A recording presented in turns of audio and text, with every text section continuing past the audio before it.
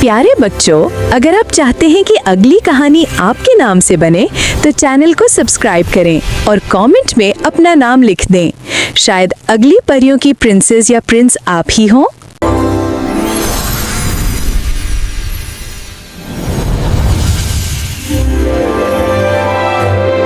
ایک بار کی بات ہے، بادلوں سے اوپر ایک نازک سی ریاست تھی جس کا نام تھا گلزارہ۔ یہ ریاست اپنی خوشبوؤں اور رنگوں کے لیے مشہور تھی۔ یہاں کے پھول نہ صرف بولتے تھے بلکہ خوشی، غم اور موسموں کے ساتھ اپنے رنگ بدلتے تھے۔ گلزارہ کی سب سے خوبصورت شہزادی تھی مقدس، جس کے ہنسنے سے کنول کے پھول کھل جاتے اور رونے سے گلاب مرجھا جاتے۔ مقدس کے پاس ایک خاص تحفہ تھا، وہ پھولوں کی زبان سمجھ سکتی تھی۔ جب بھی وہ باغ میں جاتی، پھول اس سے سرگوشی کرتے۔ لال گلاب کہتا، آج خوشی کی خوشبو ہے۔ چمبیلی کہتی، رات نرم ہے۔ اور نیلا پھول جو صرف چاندنی میں کھلتا، وہ اسے کہتا، شہزادی مقدس، آپ کی مسکراہٹ سے آسمان روشن ہے۔ لیکن ایک دن سب کچھ بدل گیا۔ ایک عجیب سا دھندلا دن طلوع ہوا اور پہلی بار گلزارہ کے تمام پھول خاموش ہو گئے۔ کسی میں کچھ نہیں کہا، نہ خوشبو اٹھی نہ رنگ بدلے۔ پوری وادی جیسے سانس لینا بھول گئی ہو۔ مقدس حیران تھی۔ وہ باغ کے بیچ گئی اور ایک مردہ پھول کے کان کے قریب جا کر بولی، کیا ہوا تم سب کو؟ تم بات کیوں نہیں کر رہے؟ لیکن کوئی جواب نہ آیا۔ تب ہوا میں ایک سرگوشی گونجی، وہ آ گیا ہے۔ کون؟ شہزادی مقدس نے گھبرا کر پوچھا۔ سایوں کا باغبان۔ یہ نام گلزارہ کی کہانیوں میں پرانا تھا۔ ایک جادوگر جو روشنی اور خوشبو سے نفرت کرتا تھا۔ وہ کہتا تھا کہ خوبصورتی انسان کو کمزور کر دیتی ہے۔ شہزادی مقدس کو یقین نہ آیا، لیکن رات ہوتے ہی آسمان سیاہ ہو گیا۔ چاند غائب، ستارے مدھم اور سب پھول سیاہ پڑنے لگے۔ اس نے اپنے والد بادشاہ گلزار سے کہا، ابا حضور، کوئی جادو پھولوں کو مار رہا ہے۔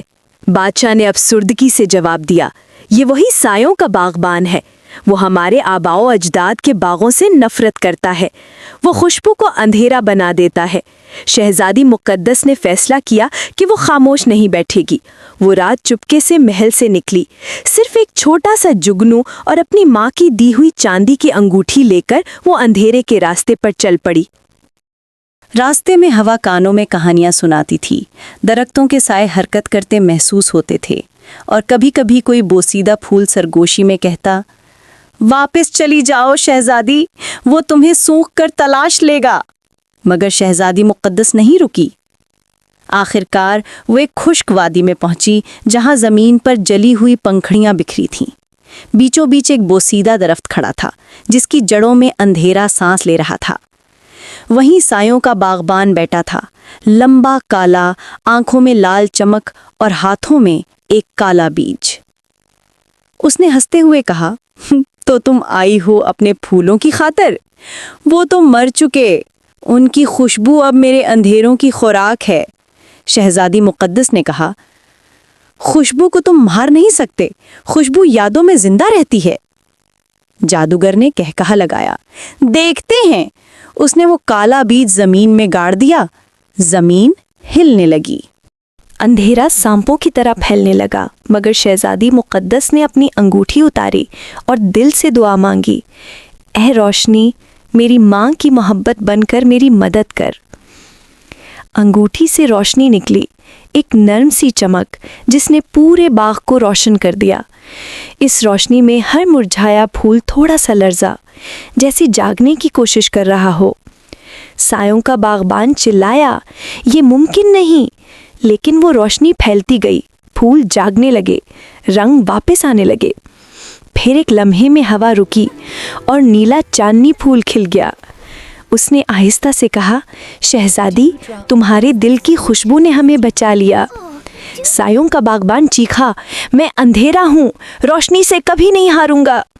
مگر زمین نے جواب دیا، جہاں خوشبو ہے وہاں اندھیرا رہ نہیں سکتا، اور وہ اندھیرے میں تحلیل ہو گیا، جیسے کبھی تھا ہی نہیں۔ صبح ہوئی تو گلزارہ کے باغوں میں رنگوں کا طوفان تھا۔ ہر پھول بولنے لگا، ہر پتا گانے لگا۔ شہزادی مقدس واپس محل پہنچی तो बादशाह ने कहा, तुमने हमारी रियासत को बचा लिया बेटी। उसने मुस्कुराकर जवाब दिया, मैंने कुछ नहीं किया अब्बा हुजूर, ये फूलों ने खुद अपनी ज़बान याद कर ली है। रात जब चांद निकला तो नीला फूल आहिस्ता से बोला, मुक़द्दस, याद रखना, मोहब्बत वो खुशबू है जो कभी नहीं मरती। और चांदनी में पूरी वादी महक उठी। ज़िंदगी में सच्चाई और मोहब्बत वो खुशबुएं हैं जो वक्त के अंधेरों में भी जिंदा रहती हैं। Subscribe for more magical stories.